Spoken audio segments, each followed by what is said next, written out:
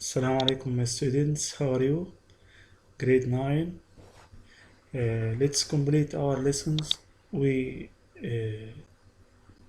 take today the lessons about relations between the circle and lines.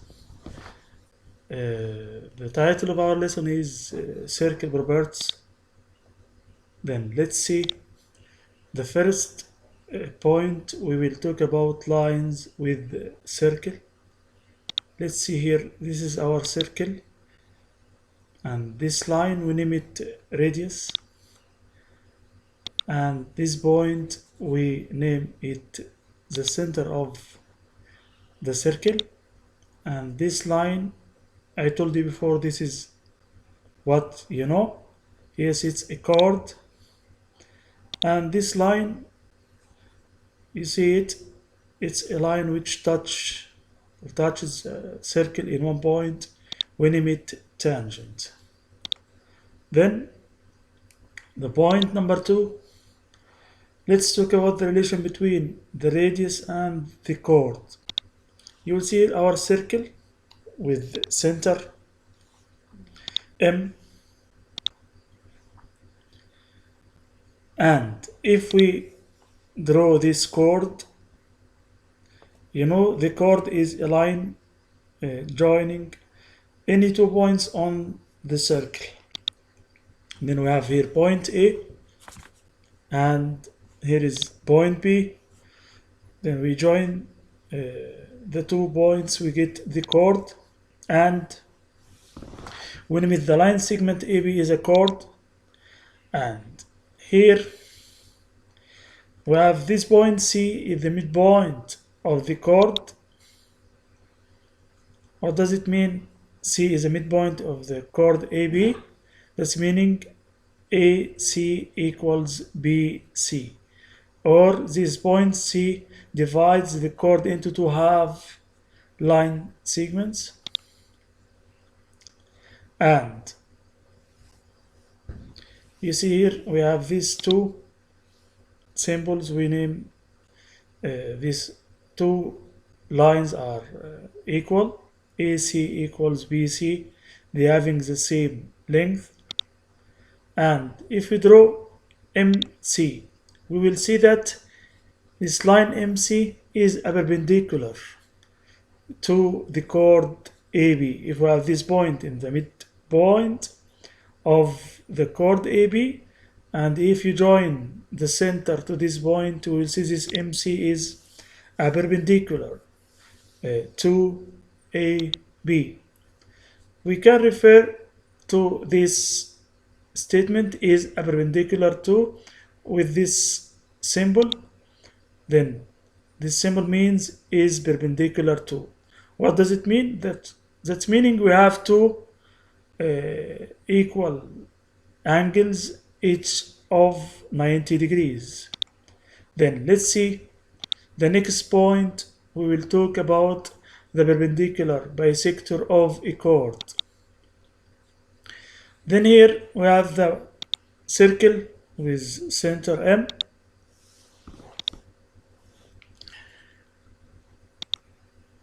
and this is our chord from A to B, 2 points on the circle. Then if we join them, we have the chord, and this point C, okay, it's the midpoint of AB.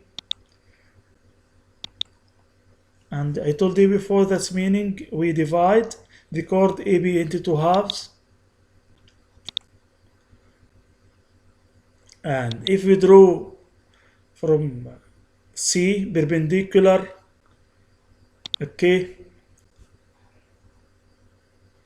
or this point C, if we draw this line, it will be perpendicular to the chord. If you join from C to M, it will be perpendicular to AB, or in the opposite relation, DC is perpendicular bisector of the chord AB. That's meaning if we draw perpendicular bisector from the chord, okay, it must pass through the center. then the ray here DC is perpendicular to the chord AB from the midpoint C of the chord AB. We get that the ray DC is passing through the center M. Then let's go to the next point, and this is very important. We have equal chords are equidistant from the center of the circle. If we have this circle with center M, and if we have two equal chords, then we have this chord AB and another chord CD, and they having the same length. AB and CD are equal chords, and if you draw perpendicular from the center M to the chord AB, it will be MX is perpendicular to AB, and by the same way we will draw a perpendicular line from M to the chord CD. What will happen? Let's see. If we join the two lines MA and MC, we get these two triangles. The triangle MAX and triangle MCY, they are congruent. How? You see here, MA, MC are equal. They are radii of the circle. Then we have MA is a radius, MC is a radius. Then they having the same length of the same measure. And you see here, this angle 90 degrees and this angle 90 degrees, and they have the same measure. And we know before, if we have equal chords, then we have this AX equals CY, because each of them is the half of each chord. Then AB equal CD, then half of AB equals half of CD. That's meaning AX equals CY. Then the two triangles are congruent. Triangle MAX and triangle MCY. They are perpendicular here congruent. We get that MX equals MY. Then finally we have this corollary about if we have two equal chords, AB and CD are equal chords, they are equidistant. What does mean equidistant? Have the same perpendicular distance from the center. Then last we get that MX equal MY. Then if you have two equal chords, then the two lines perpendicular from the center are equal. Then AB and CD are equal chords. We get that MX equal MY. We name the line segment MX and line segment MY are called perpendicular bisector. Then here we will need this Pythagoras theorem. Okay, I think you took it in grade 8. Do you remember? Yes, you studied in grade 8. If we have this right angle triangle, we name this the longest line of the triangle hypotenuse. And AB and BC, the legs of the right angle. Then in triangle ABC, if measure of angle be 90 degrees, then AB square plus BC square equals AC squared. And the inverse of Pythagoras theorem, if we have in triangle ABC, if we have AB square plus BC square equal AC square, that's meaning the measure of angle B will be 90 degrees. Then let's see this example.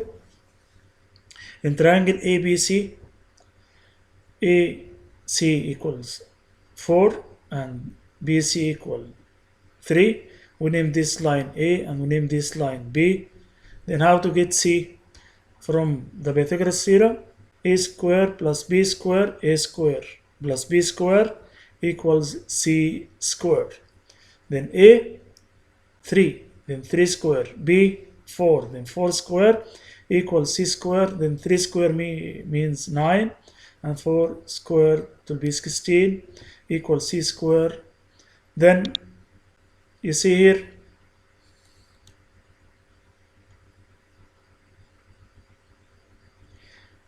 if we have this 9 plus 16, it will be 25, and this is C square. Then if you get C equals the square root of 25, meaning C equal 5. Let's see another example. Solve for the value of U. We have here this line 8 and this side 17. We want the value of U. Then according to the Pythagoras theorem, 8 square plus U square equals 17 square. It's easy equation to solve. Here is right angle triangle from Pythagoras theorem. Then A square plus B square equals C square. Then 8 square plus U square equals 17 square. What's 8 square? To be 64. What's U square? We need it. And 17 square, if you calculate it, it will be 289. Then you can shift 64 to the other side. It will be U square equal 289 minus 64. That's the meaning if you subtract, it will be U square equal 225.